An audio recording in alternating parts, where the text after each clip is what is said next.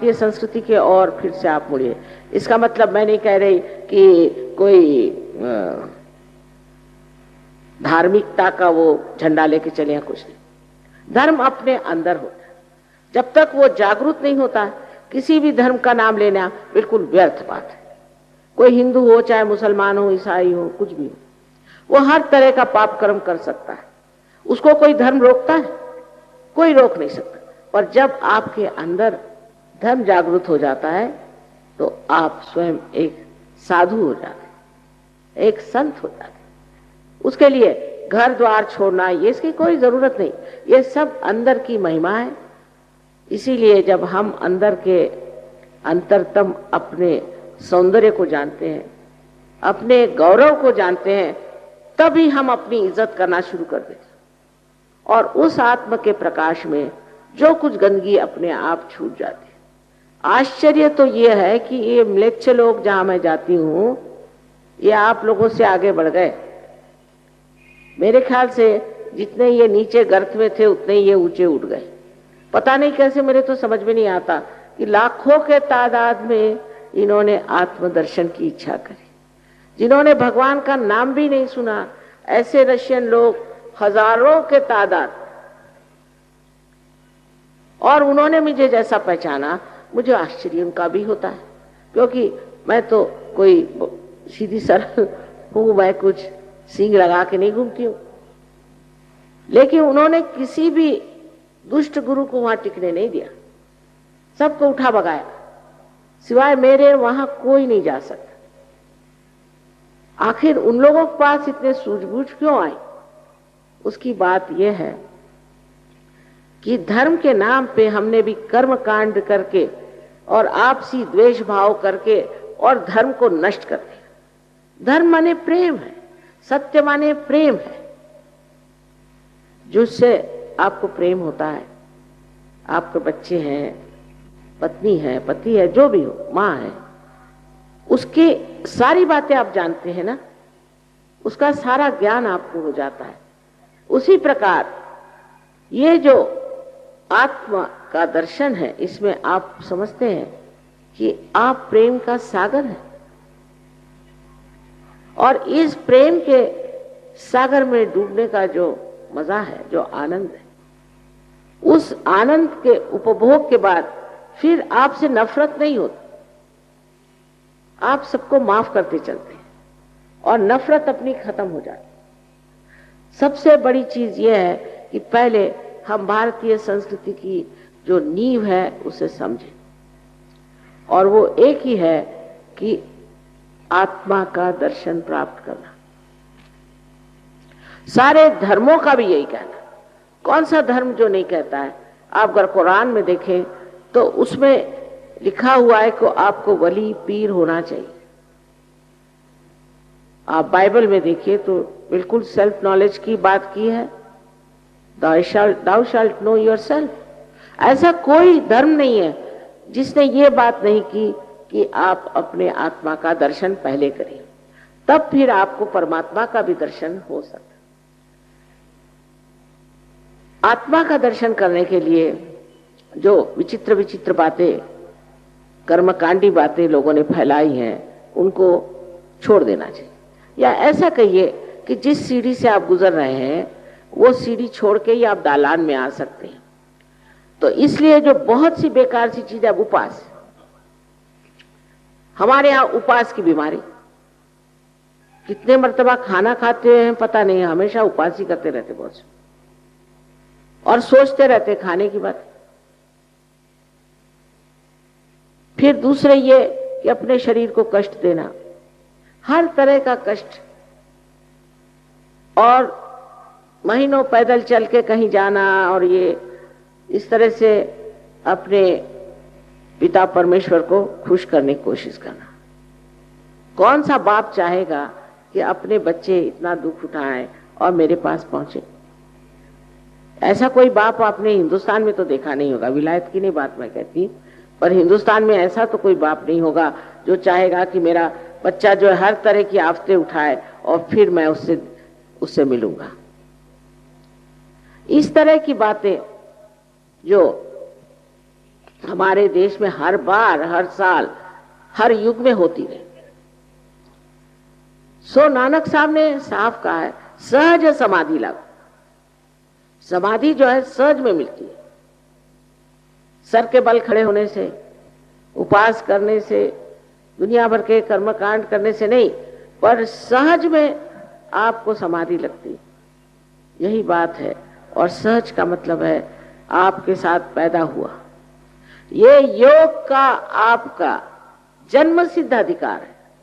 जैसे तिलक ने कहा था, तिलक साहब बहुत साफ कहा था कि स्वातंत्र्य ये हमारा जन्म सिद्ध अधिकार है, और मैं कहूंगी कि स्वतंत्र को जानना ये हमारा जन्म सिद्ध अधिकार है। स्व माने हमारी आत्मा, और उसके तंत्र को हमें जानना चाहिए, उसको पहचानना चाहिए। आप ये साधारण मनुष्य नहीं। जैसे समझ लीजिए एक छोटा टेलीविजन लेकर आप कहीं देहात में, जंगल में चले जाएं और उनसे कहिए कि इसमें ये मूर्ति दिखाई देगी, वो मूर्ति दिखाई देगी, या कहिए कि इसमें आपको फिल्म दिखाई देगा, तो आप कहेंगे वाह वाह, ये तो एक डब्बा है, इसमें क्या दिखाई देगा। देहाती तो नहीं समझ पाएंगे ना, लेकिन हम भी अपने को डब्बा ही समझते हैं। जिस वक्त ये कनेक्शन आपका उस विशेष परमात्मा की शक्ति से हो जाता है, तभी तो आप जान सकते हैं कि आप क्या है। तो दूसरा सत्य यह है कि इस सारे चराचर सृष्टि में एक महान शक्ति कार्य करती है, जिसे हम लोग परम चैतन्य कहते हैं, कोई रूह कहता है, कोई उसे all pervading power of divine love कहता है, चाहे उसे किसी भी नाम से कहे। जैसे पतंजलि ने से ऋतंभरा प्रज्ञा का, आप नाम उसे कुछ भी दीजिए, मतलब ये है कि वो एक महान शक्ति है, और ये शक्ति सारे जीवंत कार्य करती है। जैसे अब देखिए यहाँ इतने सारे फूल हैं, हम लोग सोचते भी नहीं कि कितना बड़ा चमत्कार है कि ये फूल एक बीज से निकले और तरह तरह के रंग और तरह तरह की खुशबू लेकर के संसार में आए। ये कैसे आए, ये कैसा चमत्कार घटित हुआ, किसी भी चीज के बारे में हम सोचते नहीं। यानी समझिए कि हमारा हृदय कौन चलाता है। अब डॉक्टरों से पूछे तो वो कहेंगे ऑटोनॉमस नर्वस सिस्टम। ऑटो कौन है, ऑटो कौन है, उसका जवाब नहीं, क्योंकि हम बाहर से किसी चीज को देख रहे हैं, पर अगर अंदर से हम जाने तो हमारे अंदर अनेक शक्तियां ऐसी हैं जो हमने आज तक इस्तेमाल नहीं की।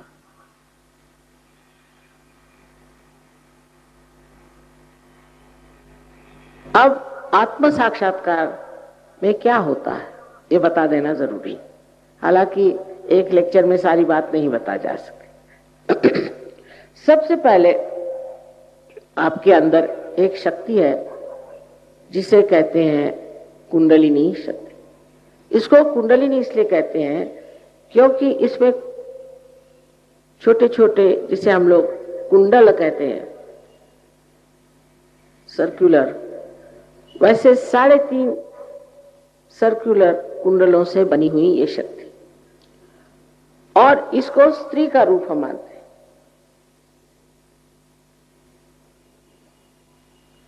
इसको हम स्त्री का रूप मानते हैं क्योंकि ये आदि शक्ति का ही प्रतिबिंब है, रिफ्लेक्शन है। अगर परमात्मा की शक्ति आदि शक्ति है, यानी उनकी इच्छा, उनकी शुद्ध इच्छा, उनकी जो इच्छा है वही अगर हमारे प्रतिबिंबित है तो वो कुंडलिनी स्वरूप है। ये शक्ति हमारे त्रिकोणाकार अस्थि में है, जिसे मेडिकली वो लोग कहते हैं सेक्रम। सेक्रम का मतलब सेक्रेट। इसका मतलब कि ग्रीक लोग जिन्होंने ये नाम दिया है वो लोग जानते थे कि ये शक्ति हमारे अंदर सेक्रेट बोन में है। इतना ही नहीं, उनकी जो देवी है आदि शक्ति, उसको वो अथीना कहते हैं। अथ माने प्राइमोर्डियल, जो प्राइमोर्डियल मदर है उसका नाम अथीना रखा है। इतनी चीजें उनसे मिलती हैं। अगर आप कभी जाएं ग्रीस तो देखिएगा कि आपको आश्चर्य होगा कि हमारे शास्त्रों में ग्रीस के बारे में कितना कुछ लिखा गया। लेकिन ये सब होते हुए भी इसका ज्ञान आधा अधूरा ही लोगों में था, क्योंकि जो पाते थे वो प्यार के और आनंद के सागर में खो जाते थे। और लोग भी उस जमाने में ऐसे थे, इतने लोग कहां जो कि सत्य के खोज में आए। कबीर ने कहा है, कैसे समझाऊं सब जग अंधा। वाकई में यह हालत थी, कोई जानना ही नहीं चाहता था। सब अपने अपने ज्ञान में खोए हुए, अपने अपने शान में खोए हुए, अपने को पता नहीं क्या समझते थे। और जो उन्होंने बात कही है आज वो बात नहीं। आज कलयुग के एक उपकार है कि बहुत खोज सत्य की सारे दुनिया में हो रही है। हिंदुस्तान में कम है पर और जगह बहुत है, क्योंकि हम सोचते हैं हम बड़े धार्मिक है, सुबह से शाम तक हमने 2-4 भजन गाए हो गए, हम तो बड़े ही है। उससे आगे जाने की इच्छा कम। इस साल दूसरी बात है, पर इससे पहले तो मैं सोचती थी कि ये पूना है और शास्त्रों में इसको पुण्यपट्टनम कहते हैं। सारे महाराष्ट्र में सबसे ज्यादा पुण्यवान यही जगह है, लेकिन ऐसा देखती नहीं थी मैं। अब आश्चर्य होता है कि आप लोग इतने यहाँ आए हैं उस परम तत्व को पाने के लिए जिसके प्रकाश से आपका जीवन, सारे संसार का जीवन आलोकित हो सकता है। क्योंकि जो कुछ भी संसार के प्रश्न है वो अधिकतर मनुष्य की वजह से। हाँ, अभी किसी ने कहा कि तो फिर लातूर में भूकंप क्यों हुआ? यहां पर 3 साल मैंने भाषणों में कहा कि आपके यहां जरूर भूकंप होगा। उसकी वजह ये कि गणपति के उत्सव में गंदे गंदे गाने, विभत्स तरीके डांस और सब उस गणेश जो कि पवित्रता का प्रतीक रूप है आप लोग करते हैं। ये गणेश बहुत जाज्वल्यवान है। आप नहीं सोचे कि सिर्फ मिट्टी का गणेश है, और एक दिन जब भड़केगा तो इस महाराष्ट्र में भूकंप आएगा और आने वाला है। और यहां 4 गणेश वर्तमान है, वो स्वयंभू है। स्वयंभू माने वाकई पृथ्वी से आए हो, और आप उनमें जाके जब आत्म साक्षात्कार पे देखिएगा तो सब में से चैतन्य बहता। और वहां पर हमारे लोग गणपति की ऐसी विभत्स विटंबना करें सो गणपति नहीं सहन कर सकेंगे, वो बहुत जाज्वल्यमान है। और अब वही हुआ। एक लातूर ही ऐसा हमारा सेंटर था जहां मैं नहीं गई, और वहां पर ये बड़ा भारी भूकंप हुआ। बहुत दुख की बात है, क्योंकि चतुर्दशी के दिन के बाद गणपति विसर्जित करके सब लोग आए और शराब पी के नंग धुड़ंगों के नाच लगे और सब गड़प होगा। और दूसरी आश्चर्य की बात है, आप पता करें कि एक भी सहयोगी के घर में जरा सी भी कोई ऐसी लकीर भी नहीं आई, और एक भी सहयोगी मरा नहीं। अब आप कहेंगे कि मां ये कैसे? आप जाके पता करें।